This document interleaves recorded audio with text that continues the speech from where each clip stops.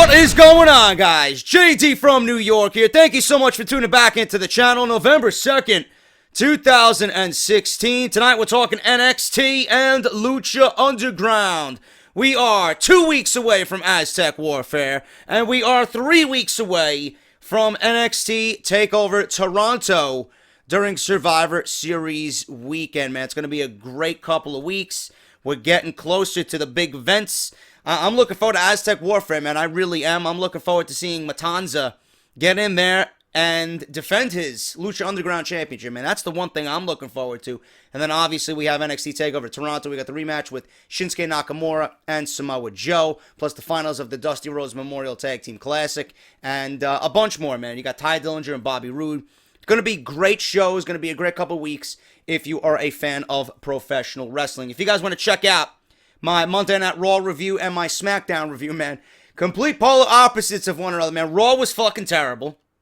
And SmackDown, I thought, was a great show. But if you guys want to go check that out, links are in the description below. Make sure you guys go check that out. If you guys want to follow me on Twitter, at JD from NY206, there was a big news story that broke today, which we'll be discussing on Off The Script on Friday. Cruiserweights are getting their own show, which has been rumored for months now. They are getting their own show on the WWE Network called 205 Live. We'll be talking about that. But I gave you my quick opinion on everything on Twitter today. So like I said, if you guys want to follow me and you guys want to know what I'm immediately thinking, man, JD from NY206. And if you're not subscribed to the channel, man, please go ahead and do so. WWE content, wrestling content, 2K17, my career in universe mode content, all week long, man. 7 days a week. I got you guys covered and hopefully thoroughly entertained. Let's start off with Lucha Underground, man. Actually, you know what? We're going to start off with NXT because I got my notes pulled up right here. It was a very weird episode of NXT tonight, and they are rushing through this Dusty Rhodes Tag Team Classic. Like I said, we got 3 shows left before Toronto and TakeOver. And I like what WWE did here, man. I like what NXT did. As you guys read in recent reports, Austin Aries is out until early 2017. He fucked up his eye, and Shinsuke Nakamura completely fucked him up. I thought it was a fucking Halloween costume the way this guy was beat up, man. Austin Aries was legit fucked up, man. His eye was completely fucking closed. Orbital fracture. This guy's not able to wrestle until 2017. And I hope he gets back quick because he's one of my favorites on the NXT roster. So, obviously, his partner is Roderick Strong. And they were going to go up against TM61. So, this was supposed to happen tonight. And they cut away to San Jose, California. They filmed some of these tag team matches during some recent house shows. And Austin Aries came out and said, Roderick Strong, you know, he's not dressed to wrestle today. They went in depth about what happened. Nakamura fucked him up. He's got his sunglasses on. He's not able to compete. WWE officials said that he would be able to compete next week, but that is not the case, as recent reports stated that the injury is worse than WWE officials originally thought. So I like what they did here, man. Instead of giving TM61 the win and having them advance without even fighting for it, Regal came out during this San Jose, California house show and this quarterfinal match and said, you know what? I don't want it to go down that way. Dusty Rhodes would not want it to go down that way. So we had Roderick Strong, who was completely healthy to wrestle. Obviously, Austin Aries is not able to wrestle. And whichever member of TM61, you know, whoever they decide upon, go one-on-one. And whoever member of the team wins, that team advances to the next round of the Dusty Rhodes Tag Team Classic, man. So that was fucking great. You know, if this was Monday Night Raw, something like that would never happen. And WWE would take the cheap way out. I can appreciate that. And as far as the tournament aspect goes, I would love to see, you know, something like that happen more often. And I'm glad that this just didn't result in a win for TM61. This is a tournament. This is competitive. This is, you know, for the honor of Dusty Rhodes. And this is the way he would have wanted it, man. So Shane Thorne was eventually chosen. He went against Roderick Strong in a great match, man. Back and forth match. And Roderick Strong and Austin Aries was one of my favorites to advance. And I certainly do believe this tournament would have shaped up a little bit differently if Austin Aries didn't get hurt. But being that he was hurt, WWE went with Shane Thorne winning this match, man. TM61 advances to the next round. Small package from Thorne to Strong, and he gets the victory. TM61 moves on and advances in the Dusty Rhodes Tag Team Classic, man. Great match. Great way to start it up. And that match took place from San Jose, California. Next, we had an announcement. Shinsuke Nakamura and Samoa Joe, they will be having a contract signing next week on NXT. And that is going to be something, man, because the last time that we seen these two guys together, to hype their matchup, Joe got increasingly pissed because Nakamura really wasn't taking him seriously. That's when Nakamura was the challenger and Joe was the champion. Now things are a little bit different, man. After weeks of threatening William Regal and Nakamura finally coming back and getting some revenge and exacting some revenge on Samoa Joe and actually, getting him, with some kicks and some stiff shots. It's going to be interesting to see how this all plays out this time for a second time, man, right before their match. Going to be very interesting next week on NXT television.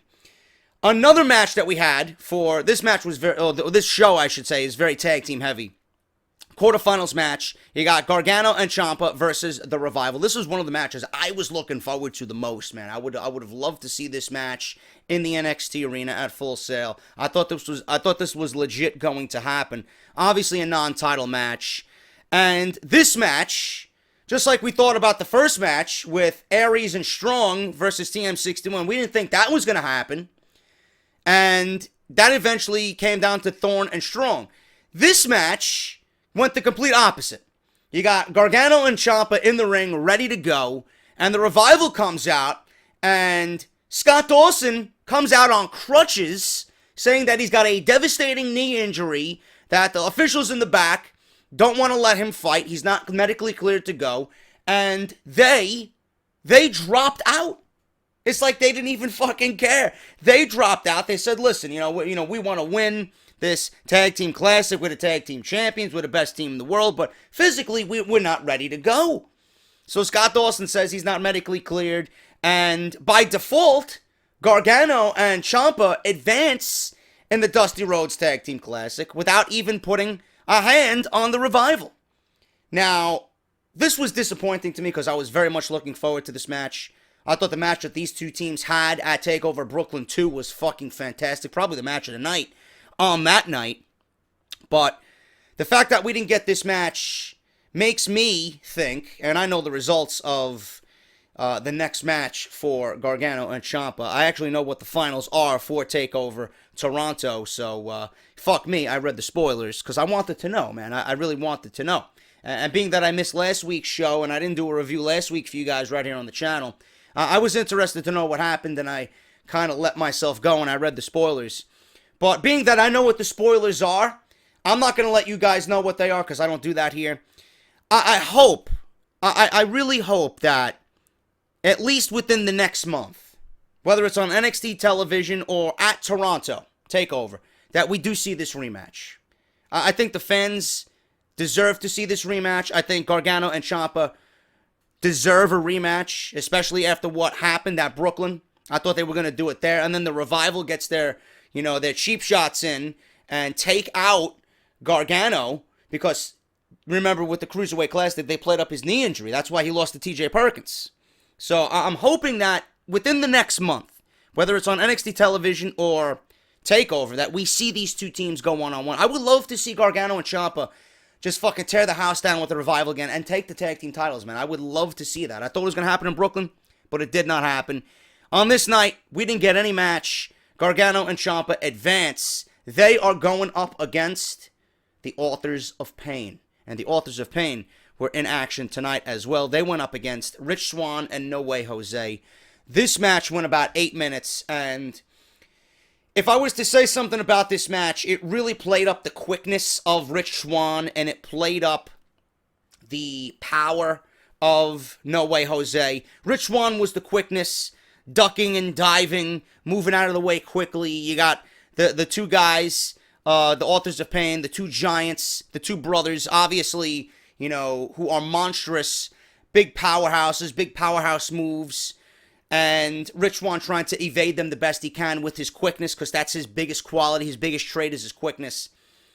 Eventually, in the end, the power of the Authors of Pain completely decimated both Rich Swann and No Way Jose. Last chapter for the win, 8 minutes and 6 seconds. They go on, like I said, to fight Gargano and Ciampa in the next round. That's going to happen next week, and I'm looking forward to that, man. It's going to be very interesting to see Gargano and Ciampa go up against the Authors of Pain. It's probably going to be a similar way as to what Rich Swann and No Way Jose did, but obviously you got a more seasoned team in Gargano and Ciampa, and it should make for a very interesting match and very interesting television. But Authors of Pain, man, the way they're looking right now, I had a feeling they were going to go all the way and eventually win this thing. And with Austin Aries being out with injury, and then obviously Hideo Itami being out with injury, it really changes the complexion of this entire tournament, man. It really does. Because with Aries in there, I think things look a little bit different. I think with Itami in there with Ibushi, you know, I had them penciled in to go to the finals, to be honest with you. I thought it would be great for Itami and Ibushi. I didn't think they were going to win. You know, it was 50-50. You know, because this isn't the Cruiserweight Classic. They're not winning any type of championship. You know, honoring Dusty Rhodes is completely different than winning a Cruiserweight Championship. I understand why they didn't want to sign Ibushi for that and have him win it. Well, he didn't want to sign, and, you know, I don't blame him for not signing, because can you imagine Ibushi on Monday Night Raw? Fucking Christ. So, he's probably counting his fucking prayers at the end of the night after seeing what's going on with the Cruiserweights on Monday Night Raw, but I would have been okay with Itami and Ibushi winning in the finals. Like I said, this is not for a championship. This is for the honor of Dusty Rhodes. So with Itami and Aries out, the whole complexion of this tournament changed. This whole tournament changed, and WWE knew that. And with what we are going to be given in the finals of this tournament at TakeOver Toronto, it's a little bit underwhelming to me, man. And like I said, I don't want to spoil it for you guys. If you guys want to reach out to me on Twitter, at JD from NY206, I will let you guys know what it is on Twitter. If not, you can look it up yourself and not spoil it. But whatever, man. I'm a little underwhelmed with what happened with the Cruiserweight, or with the Dusty Rhodes Classic, the Tag Team Classic, man. But that's what happens when people get injured, and that's just how I feel about that. So we got one more match here to close the night. We had Sanity versus TJ Perkins and Kota Ibushi. This match went 12 minutes and 15 seconds, man. I really wasn't into this match at all. You know, the crowd was very, the crowd at Full Sail, being that they tape these shows, I'm assuming back to back to back to back, they were a little dead for this match. And even when Kota Ibushi came out, it wasn't like anything we seen with the Cruiserweight Classic, man. For the most part, Full Sail was pretty much dead for when Ibushi made his entrance. You know, they popped a little bit for TJ Perkins because it's got the whole video game vibe and, you know, it's energetic. But Sanity, I love their entrance, man. I love their theme. I love their look. I think these guys are going to go a long way as far as character development in WWE. But in a surprising turn of events, Sanity actually beat Ibushi and Perkins. I thought this team would eventually, you know, go far in the tournament, being that Ibushi is there and you got TJ Perkins. But they gave the win to the newly assembled stable of Sanity, which was quite surprising. Kota Ibushi got the Golden Star Powerbomb, and eventually the referee was being distracted by Eric Young and Nikki Cross on the outside, and then all of a sudden you got a suplex power slam combo by Sanity, and they actually pinned Ibushi at 12 minutes and 15 seconds. So that was a very surprising turn of events. I thought Ibushi and Perkins would actually advance far, even go to the finals of this tournament. But like I said, with injuries happening, I think that the entire complexion of this tournament changed. So now we got Sanity versus TM61, which should be a great match. And we got Gargano and Ciampa versus the Authors of Pain. So I'll leave it up to you guys to who you think is going to go to the finals. Obviously, the Authors of Pain are not losing. I'm just going to come out and say it. The Authors of Pain are not losing. You know, Sanity and TM61, I'm a little bit underwhelmed with that match, man. I really am. So, just based on these four, I'm pretty sure if you have a brain and you know you're wrestling, you know what's going to happen with these four teams and what's the final going to be at NXT TakeOver Toronto. So that was pretty much NXT, man. It was a mixed show, you know, heavily edited. They went to San Jose for a house show and showed some matches. They went back to Full Sail. They went back to San Jose. They had a female reporter in the ring talking about the importance of the Dusty Rhodes Classic and giving you the breakdown of the brackets. It was a very lackadaisical show, man. Really nothing happened, and these winners were pretty much expected. So, like I said, the main thing here with Austin Aries injured and Hideo Itami injured, the complexion of this tournament completely changed, and this is what we're left with. So it's going to be very interesting to see what they do when we actually get to NXT TakeOver Toronto. That's your NXT review. Let's talk about Lucha Underground, man. A lot of big developments happening over there, and it's going to be a first for me, man. Let's talk Lucha about Underground Season 3. This is episode number 9. Obviously, November 2nd, 2016. And when I ended off with the NXT review, I mentioned that this is going to be a first for me. Not a first for me watching Lucha Underground, but what this episode is telling us is that I'm going to have 2 firsts in Lucha Underground coming up, man. It's going to be my first Aztec Warfare match. Can't wait to see it. I did watch Season 2's Aztec Warfare match with Matanza winning. Great match. And I love seeing the birth of Lucha Underground's fucking monster champion. You know, he decimated everybody, and it's going to be interesting to see what he does this year. Instead of being the challenger last year, he's the champion this year, entering in at number 1, defending that title against 19 other guys, man. How much more? How much more creative can the minds over at Lucha Underground, you know, be to build this guy up even more, man? Going to be very, very interesting to see. And the other announcement that happened tonight was that Prince Puma challenging Mil Muertes to a Grave Consequences match. I didn't know what it was. I had to ask you guys on Twitter, and I eventually figured it out. It was a Lucha Underground version of a casket match. Going to be very interesting to see, man, with the feud that these guys have had and the history these guys have had. To have a buried or a Grave Consequences match, which is a casket match and someone getting buried, gonna be fucking awesome. And I can't wait for next week's Lucha Underground. Going to be a big, big, big week. Very excited about that. And I'm definitely excited about Aztec Warfare. But tonight, show opens up with Dario Cueto and Matanza, Lucha Underground champion. The Dial of Doom comes back, and he spins it. Tonight it lands on Dario's choice. Now, I'm not sure if this guy's name was on the list or not, or on the wheel, but obviously Dario had someone in mind immediately. That's what I got from watching this. He picks Cortez Castro, this undercover LAPD officer, and this guy's been rehabbing. He's got a broken arm. He's trying to make a comeback. Dario picks this guy, a one-armed man, to fight for the Lucha Underground Championship. Yeah, he's fighting for Lucha Underground Championship. He's going against Matanza, but he's got one fucking arm. So Dario's obviously going to have a fucking a joyful evening watching this fucking slaughter, you know, happen right in front of him. And the one thing that I will say about this match is it was, number 1, a squash. Number 2, Matanza broke this guy's arm. You know, he had his arm broken by Pentagon Dark, number 1. Number 2, Matanza broke it again, and you heard the sounds of bones shattering when he did it. Matanza took this guy's cast off, and then before you know it, Wrath of the Gods Power Slam, 1, 2, 3. It's over. This guy didn't stand a chance.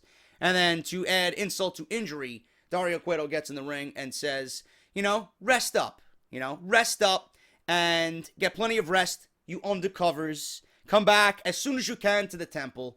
You rat. So, obviously, Dario knows what's going on with that. And he had Cortez Castro in mind. As soon as that landed on Dario's choice, he was waiting to fucking zing this guy and get him in the ring with Matanza. So, Matanza, another soul is devoured on Lucha Underground. He defeats Cortez Castro in the opening match. Now, we have Dario again. Can't get enough of Dario. He's in his office with Joey Ryan. They're both laughing about what happened to Cortez Castro, and they're joking around about how this guy got fucking slaughtered by Matanza. Cueto jokes that Castro wasn't taught how to fight monsters back at the academy. Joey leaves the office, and then Son of Havoc walks in, and he's there with Mascarita Sagrada. And I'm not really interested in these guys' story at all. Apparently, you got Havoc going against, who the fuck did he fight tonight? This is the first time I'm seeing this guy, Dr. Wagner Jr. I don't know what's going on with these guys, so I really wasn't all that interested in seeing what happened here. Son of Havoc versus Dr. Wagner Jr.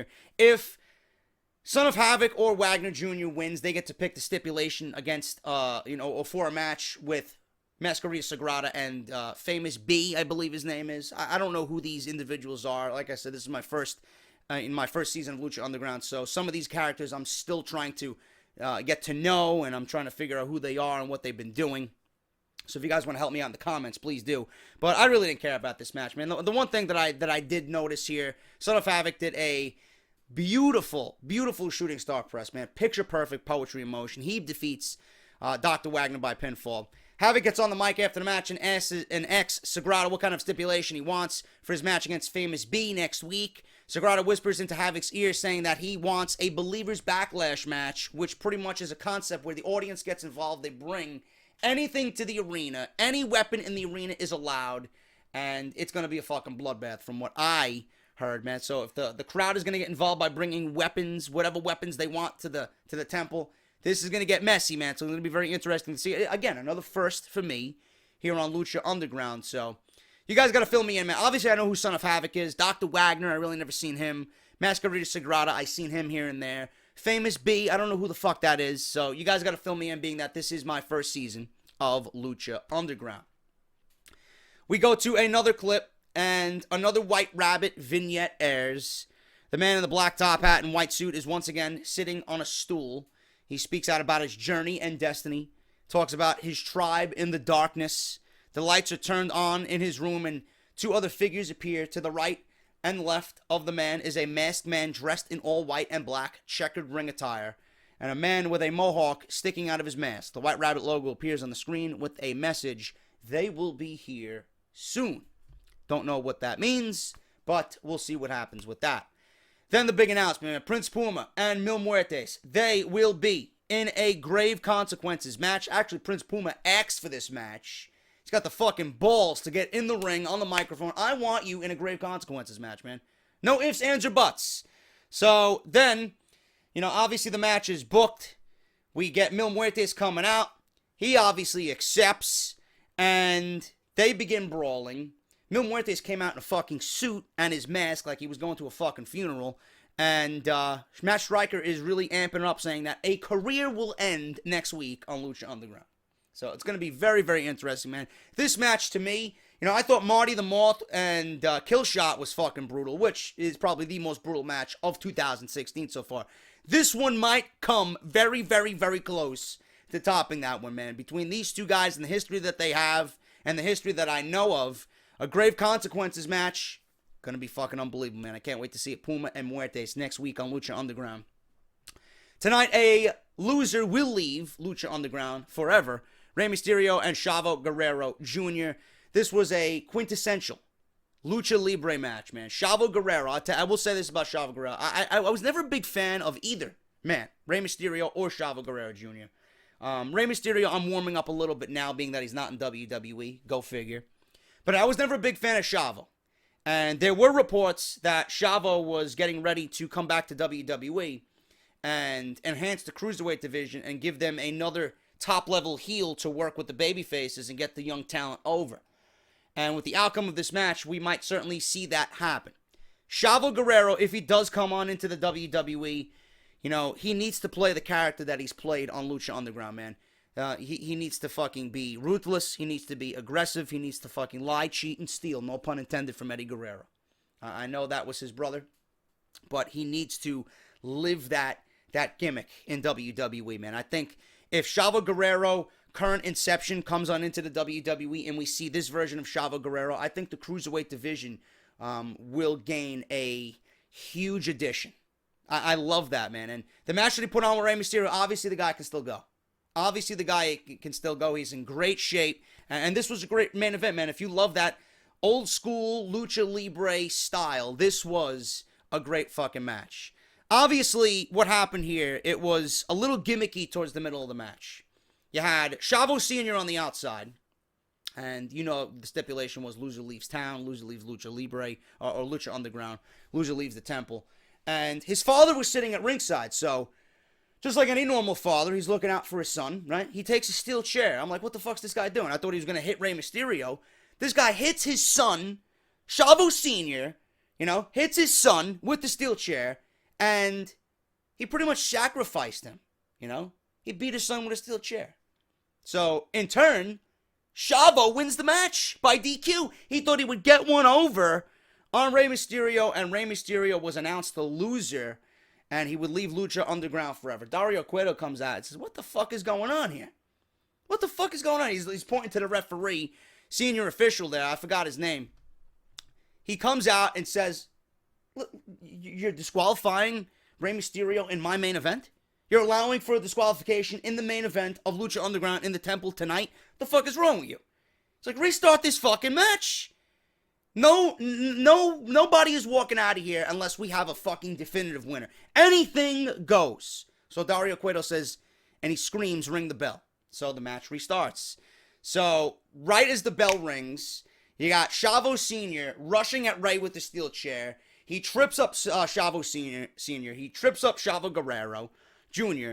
And he 619s both of them. And the eventual outcome was Rey Mysterio defeating Chavo Guerrero Jr. with a 619. Chavo Sr. and Chavo Jr. are both, upset. What the fuck happened? This and that. And it was just a gimmicky part turned into, Rey Mysterio winning the match. And it was pretty interesting. It was pretty entertaining. I got to give him that. And I enjoyed it. It was a great match. And I could appreciate a little gimmicky, twist in there. It was very smart, man. You got your father sitting on the outside. If that was my father, I want him to take that risk and try and get one over on everybody. Man, hit me with a fucking chair. Get me the win. So I liked it. It was a little sly. It was a little cheap tactic by the Guerreros and something with their storied history, something that they do. Try and get one over on everybody, try and outsmart everybody by the fucking cheapest way possible. It all played into what they are about. So I enjoyed it, and I thought it was good. Rey Mysterio beats Chavo Guerrero by pinfall. Now, Chavo must leave Lucha Underground as a result of this defeat. Rey celebrates and celebrates with the crowd, and that's it. Rey's holding the ropes open for Chavo to leave the ring, and then the show comes to a close.